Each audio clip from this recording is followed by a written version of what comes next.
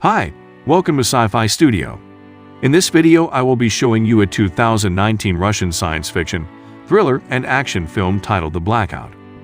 Warning, spoilers ahead. No meteorites hit Earth, no terrorists put the world in danger, no atomic war was started, but something did go wrong. Contact between most towns on Earth has been severed. A small ring-like area in Eastern Europe still has electricity, and medieval life is being reported from space. What military forces find outside the ring is shocking. There are dead corpses everywhere. In stores and cars, on roads, in hospitals and railway stations. Who or what is destroying all life on Earth? How long will the last outpost of mankind survive? Make sure to like this video and subscribe to this channel for more videos like this. So, let's begin. When an alarm is triggered at the outpost military base, soldiers take up positions and prepare for battle. It is reported that an unidentified enemy is approaching, creatures larger than humans moving at a speed of 20 kilometers per hour. 24 days earlier, serviceman Oleg has a date with Alina. Later they go back to his place. Suddenly the entire world, except for the area around Moscow and parts of Belarus, Ukraine, and Finland, is plunged into darkness. The fate of billions is unknown. Communications are down throughout the rest of the world, and only a small number of people have survived in the area that becomes known as the Circle of Life. A defensive perimeter is established and reconnaissance groups are sent out but do not return. They find that there was an attack on Earth, leaving unknown numbers dead. To defend against the mysterious enemy, the humans mobilize an army and outposts are built.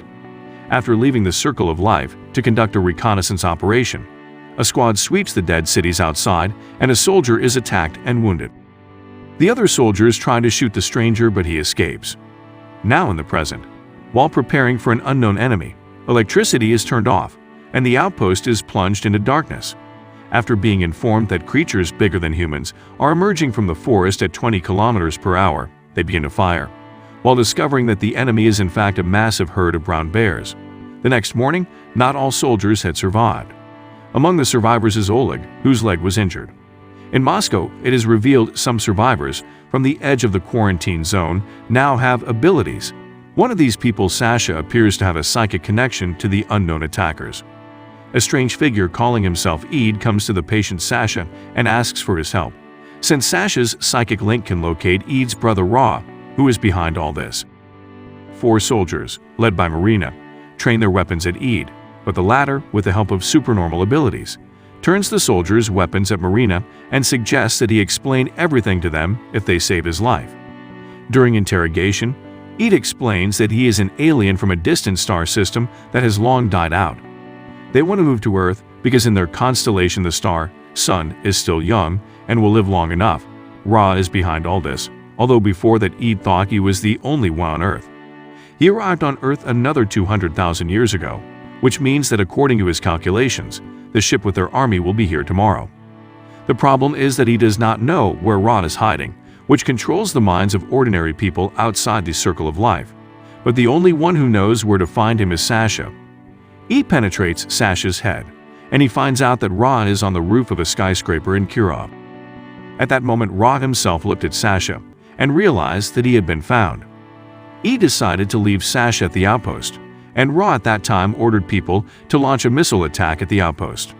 However, Eid with Zhenya and the rest of the soldiers, led by Mary, remain alive, as they had left the base to find Ra.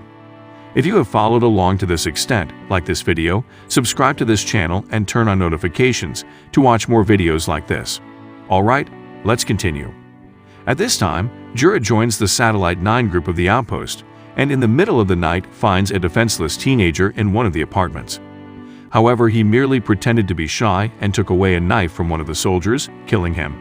A whole crowd of people begins to attack the group under the control of Ra, and only Jura and Alia remain alive. They hijack one of the abandoned cars and drive back to the outpost. On the way, they meet the surviving outpost soldiers led by Marina and Major Dovlatov, from whom they learn that the outpost was destroyed by a massive missile strike.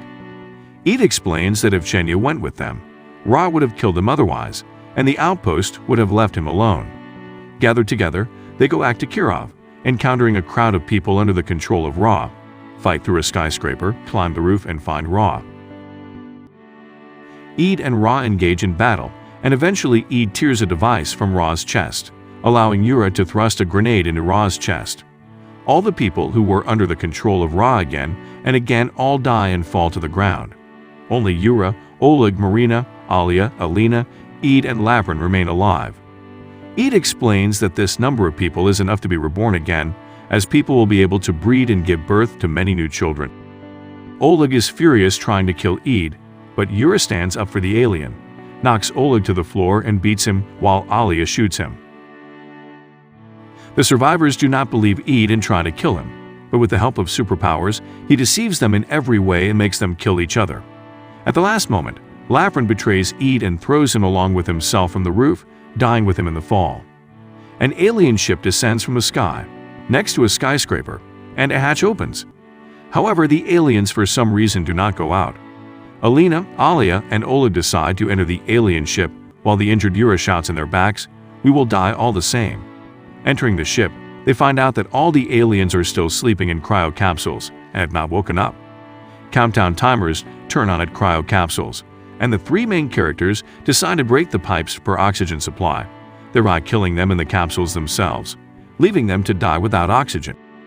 When it remains to destroy the last two, it turns out that it delivers oxygen to the capsules with the aliens' children, and they decide not to break it. The capsule timers reach 0, the capsules open, and alien children crawl out of their capsules. They see 3 representatives of planet Earth in front of them. The latter voluntarily throw their weapons on the floor in front of their eyes, proving that they will not harm them. Despite the odds of survival, humanity will always survive. We always fight while hoping for the best. We never give up. That's part of what makes us human. What's your thought on this film? Write them in the comment section. Help the channel out by liking this video and subscribing to the channel. Make sure to turn on notifications to get notified of more videos like this. Click on the channel name to see more videos like this. Alright, I will see you next time. Thanks for watching.